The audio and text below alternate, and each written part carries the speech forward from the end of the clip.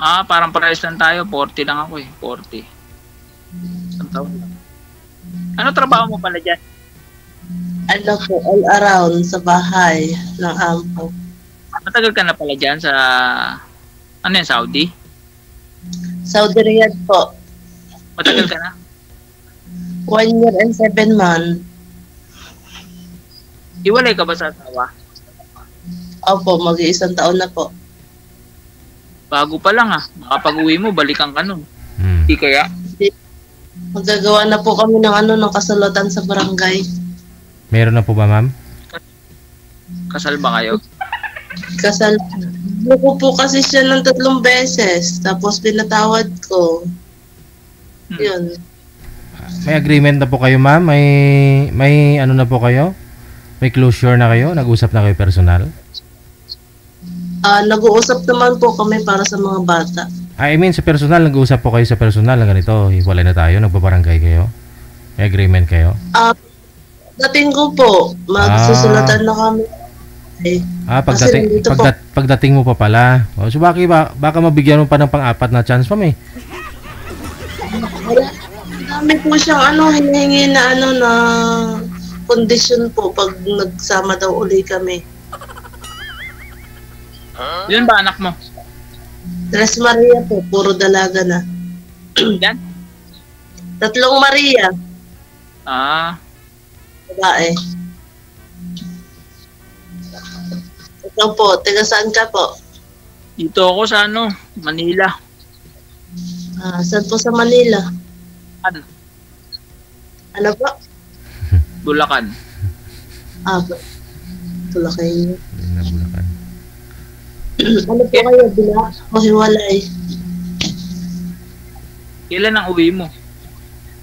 Ano po yung nag-uusap pa nga po sila ng agency at yung amo ko kasi yung amo ko po hindi makipag-usap sa sa agency. Hindi ka na babalik? Babalik po kasi may pinag-aaral ako, 3 sila. Bakasyon ka lang? Siguro po, pag may maayos na trabaho sa Manila, so baka hindi ako bumalik. Hindi, ang ibig ko sabihin, pag uwi mo, nakabakasyon ka lang. Hindi ka naka-resign. Opo, bakasyon nga sa mga anak ko. Ano hinahanap mo? Wanted, sweetheart?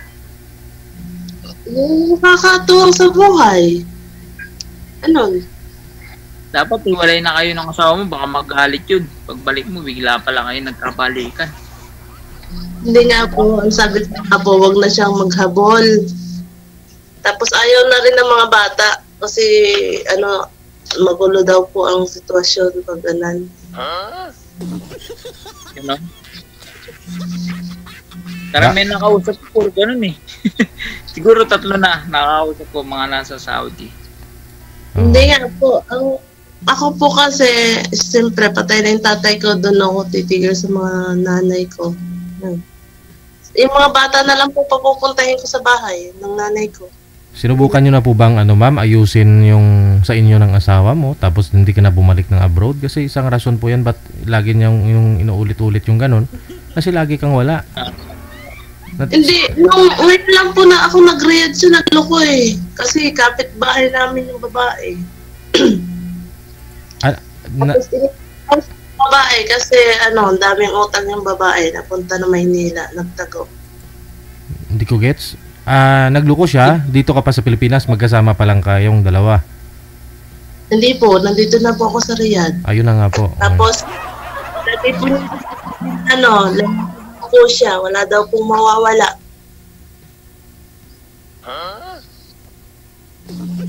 Ganon? Opo. Sabi niya yung wala daw mawawala sa kanilang mga lalaki. Huwag lang daw po ang babae ang magloko. Ayun ang sinabi niya. Opo. Tapos sabi niya matanda na daw siya. Kung pwede daw po. Sabi kayo, bahala ka, lalaki ka, tapos may mga anak kang babae. Tapos ginawa niya na yun, dire-diretso na. Nahuli siya ng anak ko sa hotel, and then sa bahay namin, ginawa niya. Tapos yung pangatlo po, dun sa bahay ng babae.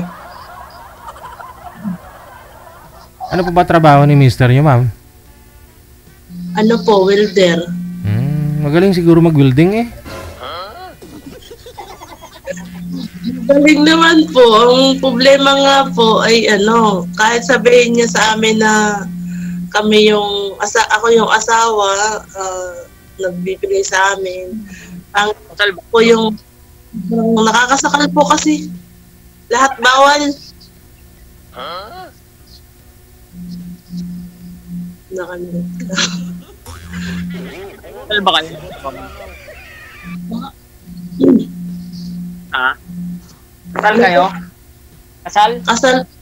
Kasal po sa Huwes. Bali pag uwi ko po, kukuha po ako ng attorney na katunayan na sa bata na lang po talaga kami.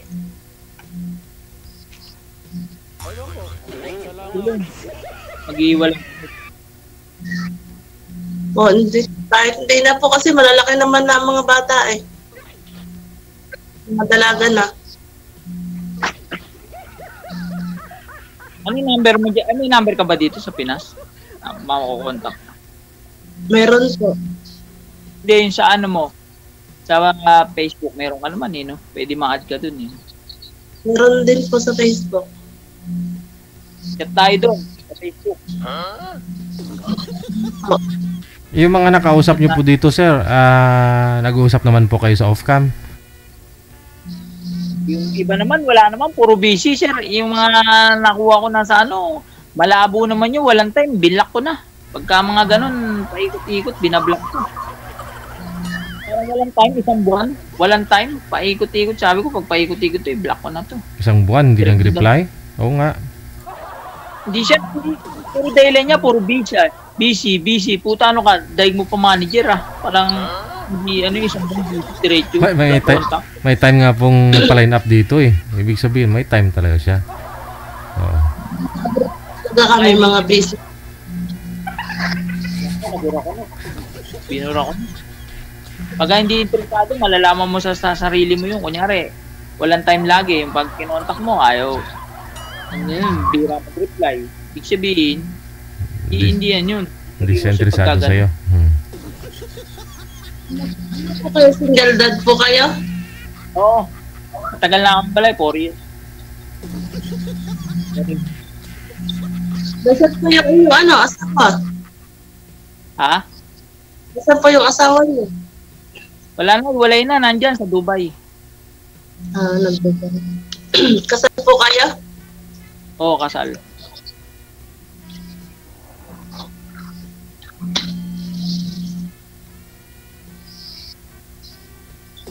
I-add mo na lang sa sa Facebook po, tapos sa imo. I-add mo ako na lang. Ganun. Okay po. Kung i-add mo ako, off-air tayo, off-air. Sabi mo kay Papa DJ. DJ.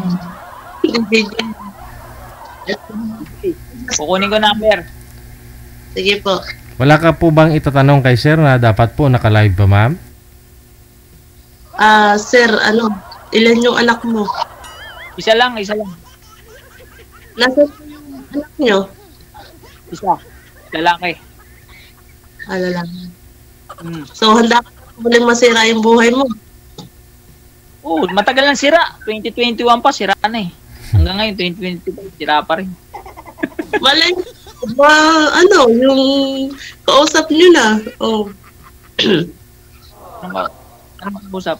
Malay mo, tayo na. Kung totoong seryoso ka, kasi malalaman ko yun eh. Sa galawan pa lang, alam ko na. Alam ko kaya ako.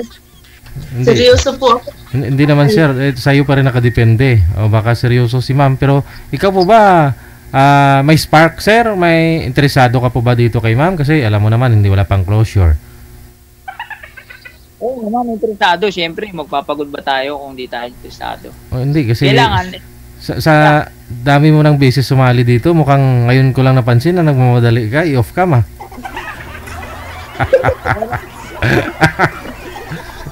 Ngayon ko lang napansin na mukhang nagmamadali yata kayo. Doon malalaman. Box. Na box niya. Sir. Ay doon naman kayo pupunta talaga sa inbox Sa box. niyo. Hmm.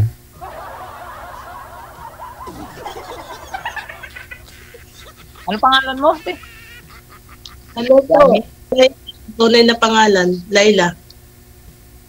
Laila? Laila. Laila Yami? Laila Yami?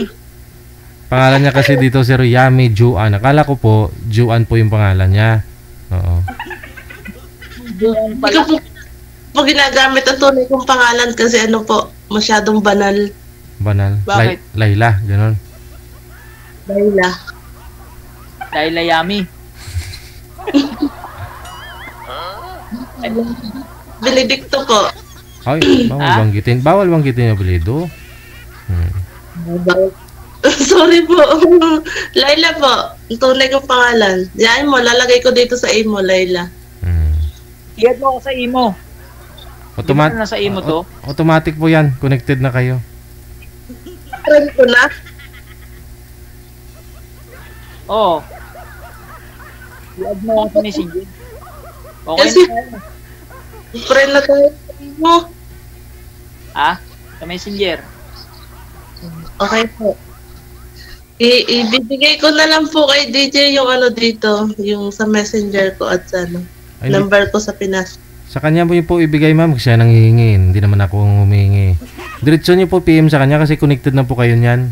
Tuloy-tuloy po yung pag-uusap Kaya ninyo. chatan tayo sa Makonect tayo sa imo eh. May imo ka, di ba? Siyempre, hindi tayo makakontakt pag wala ng imo. Meron nga po. Hmm.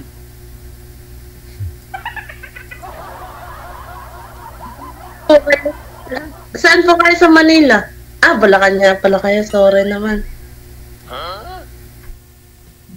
Ano pong trabaho niyo? Ha? Ano pong trabaho niyo? Dito ako sa ano, online. Online shopping. Deliver. Okay. Deliver. Buti mahaba ang pasensya niyo sa ano, sa customer. Buti mahaba ang pasensya niyo.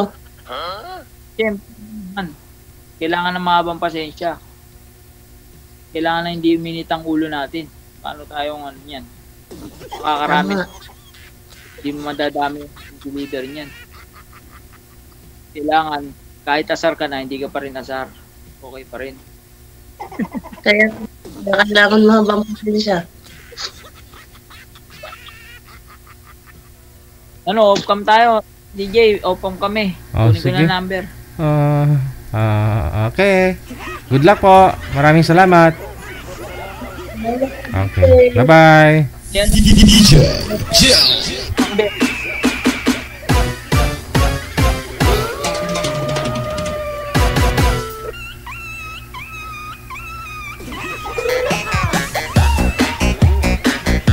Pangatlong dyan na to ni Sir ngayon. Mukhang nagmamadali yata. Pero baka magkaintindihan naman sila, di ba?